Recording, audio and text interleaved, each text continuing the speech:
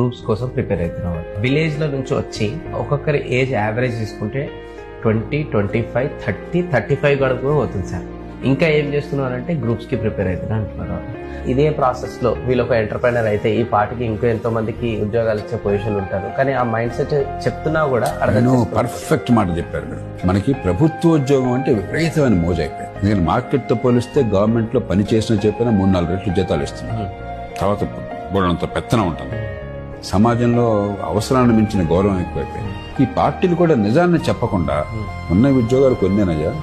100 మంది పనిచేస్తుంటే 3 గవర్నమెంట్ లో ఉంటారు, మిగతా 97 మంది బయట సమాజాన్ని పనికొచ్చే పని చేస్తారు. మన ఒంటి మీద చొక్కా గానీ, చేతికున్న వాచి గానీ, ఈ పెన్ను గానీ, కలగడ గానీ ఏది గవర్నమెంట్ తయారు చేసింది కాదు కదా.